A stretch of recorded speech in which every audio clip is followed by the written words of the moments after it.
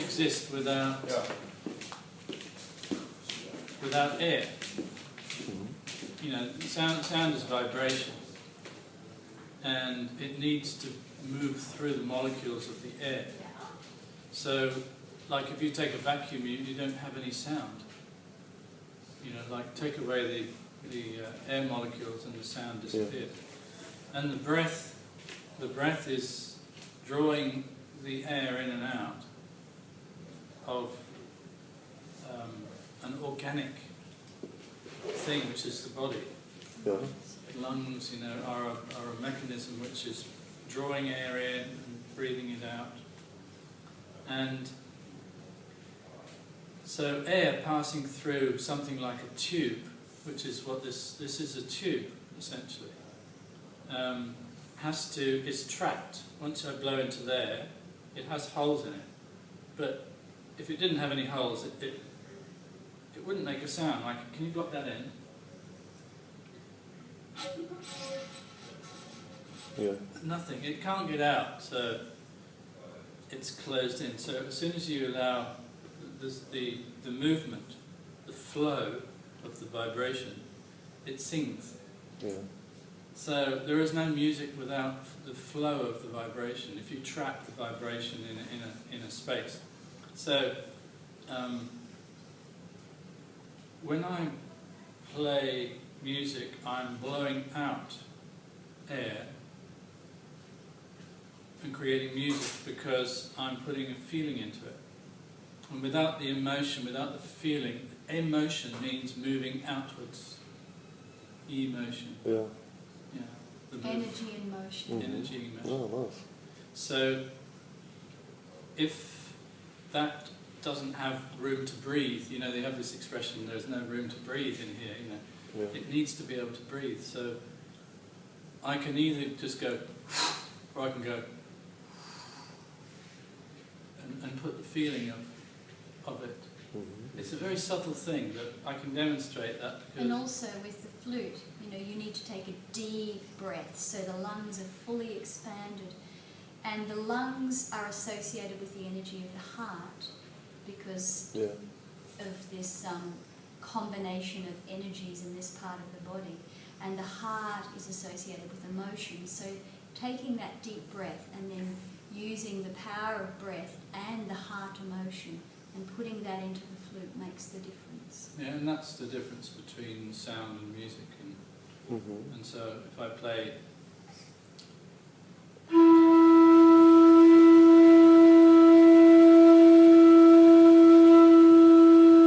with no variation, it's just like a folk horn, like a ship coming into a harbour or something. Or there's no feeling in it. No, there's no feeling in it. Yeah.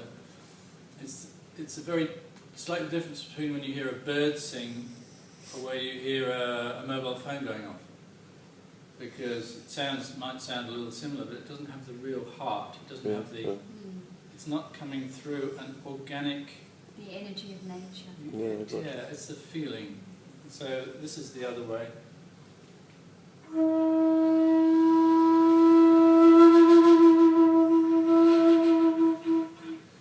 I'm putting a heart into it. And also you need the silence. The silence and the sound are... Silence is like the bed upon which sound flows, and without the silence there is no appreciation of sound. Yeah, because if I keep playing and playing and playing without stopping, you don't have room to breathe. It doesn't like sort of...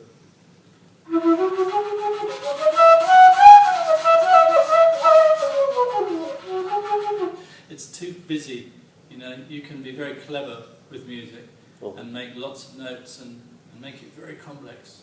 Yeah. But if you just sort of take one interval like and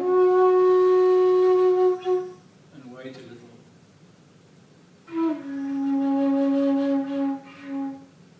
Slowly.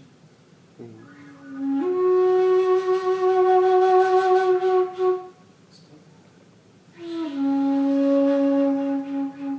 And then how does that make you feel?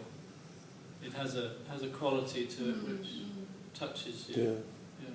which is not easy to describe. You can't. You have to. It's better to say it with music. I can go la la la la.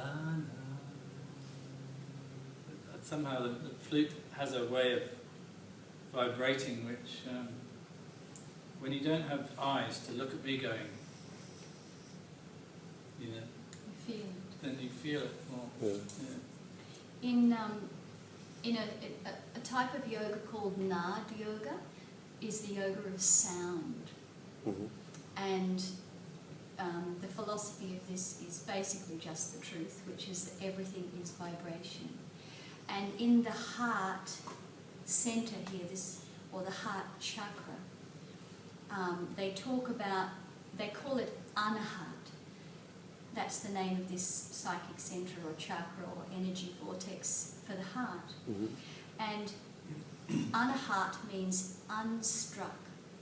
Every sound in manifestation is created by striking. So it's one thing striking another. Or the breath Molecules. Yeah. flowing Vibration. through Yeah. the flute, or the hand hitting the drum, or the fingers hitting the keys, So, or our vocal cords creating, two things coming together. Yeah. But when the heart chakra is, or when we are feeling a stream of love or compassion, they say in the deeper states, then the sound manifests from silence, and it's an unstruck sound. So in deep states of meditation, one of the highest sounds that can just spontaneously manifest is the sound of the flute or the sound of the heart, but there is no striking. Mm-hmm. It is just a manifested sound. Another thing we do is we use, well, before I do a concert, I quite often put a drop of rose oil, Oh. which Essential oils. essential oil, because Uh-huh. this is something. It's the lifeblood of the rose, the plant. So it takes the vibrational quality of the plant. Oh. And I So drop. then you're bringing the essence of nature in with it. Yeah. So you add the vibration of the rose, then it soaks into the bamboo, and then I blow in, and you get the rose vibration coming through as well, which is the heart. And roses are always Yeah. associated with Yeah, very special. heart and love. Yeah. When you Yeah. give somebody a rose, and The actual essential oil or the fragrance of rose is the highest vibration. if it is, you can In measure. the You can measure. sense of aroma. Yeah. Uh-huh. But when we're working with groups and we have everything, we also sometimes use bowls and gongs and Tibetan bowls, and then again we bring things in a delicate balance where there's pauses, so you still have that silent thread of consciousness between the sounds. Oh, Did you choose these violet flowers, or is it accident? No, Accident. that's Oh. Because I was watching your colors sometime when you play, and I see you very often like a rose, and Yeah. a lot of violet on you actually. okay. And this is one So I of think our that was most your. this is one of our most favourite colours. Oh. Well, that often happens, when Yeah. things happen in. Synchronicity. Yeah, exactly. And that's the same thing we were talking about resonance before. And if I have a Tibetan bowl or in the key of A that plays the A note here, Yeah. if there's a bowl on the other side of the room with the same note, it will start to hum. Oh yes. Mm. You know. Sympathetic vibration. Yes. And in the same way, we all vibrate with different levels of consciousness. And if I'm vibrating with a certain level, that will touch someone. Yeah. Yeah. Mm. So there's this. It all comes down to the vibration.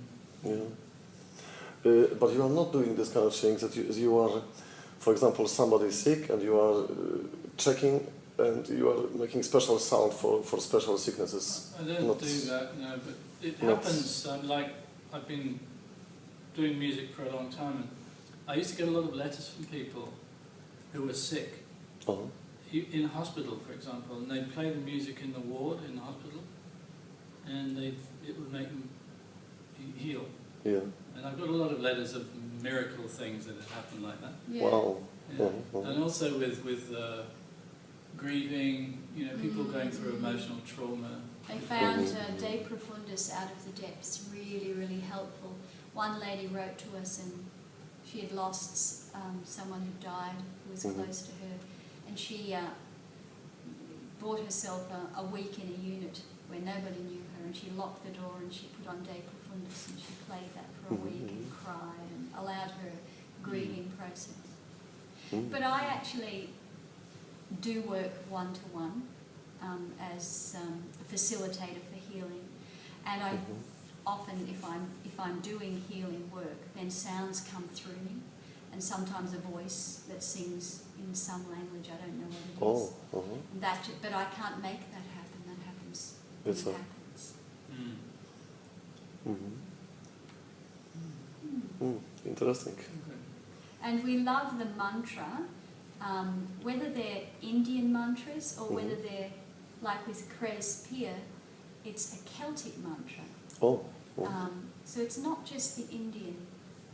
We use different ancient languages that are tonal in a lot of our songs, together with some English, because that bypasses the intellectual mind. And some of the ancient languages, they just are pure vibration, and they can actually create a healing and balancing effect through the whole system. Yeah, I used to work a lot with mathematics and geometry, relating sound to I Ching, stuff like that, because I felt that there was a because everything is vibration. Yeah. And so if you in the West we split the octave. Do you understand the octave? Yes. You split the octave into 12 equal parts, and this is reflected in the 12 months of the year, in the 12 apostles of Christ, and the 12 archetypes, the 12 signs of the zodiac. And this is one turn of a spiral, because I see music is shaped like a spiral. Interesting. Because it rises and falls to infinity. Every time you turn, you go up, like this is an octave.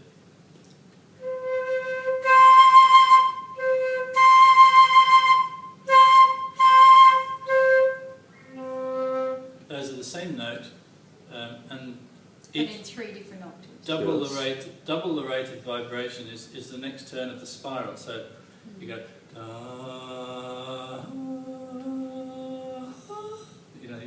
in octaves, and when you see a spiral from the side, if you take the waveform, like the shape of a sound wave. Well, the flute has a pure sine wave, whereas something like a saxophone has a jagged.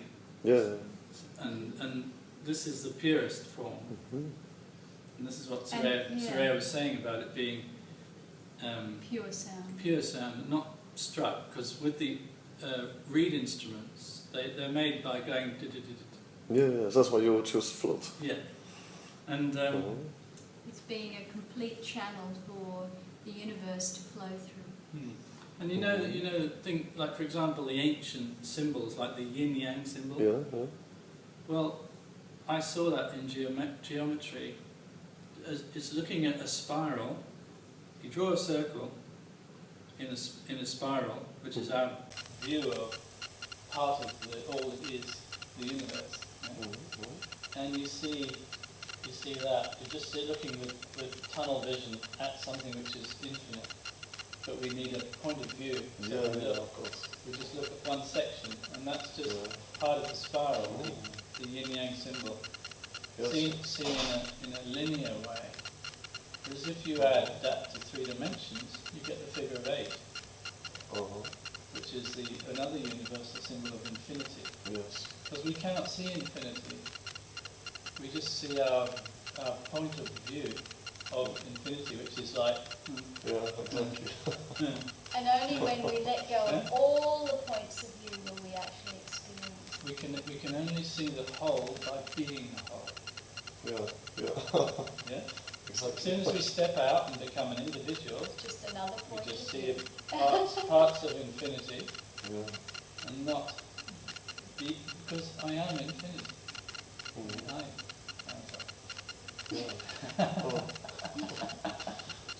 So I used to do a lot of music for films, and one day I got a letter from a painter, an artist, who'd been recording my music from the TV and using it for inspiration for his work. And he was quite a well-known painter, and he asked me if I'd make him a cassette, because we didn't have CDs in those days. And I made him a cassette of film music that I'd been working on, which was really just improvisations on flute and all sorts of things. And he used that for his work, and then he sent that to a record company, and then I started doing CDs. So it was through a painter like you that I started doing. The record company said, "Oh, this is something. So would you do some it was CDs?" in the beginning of New Age music, I suppose.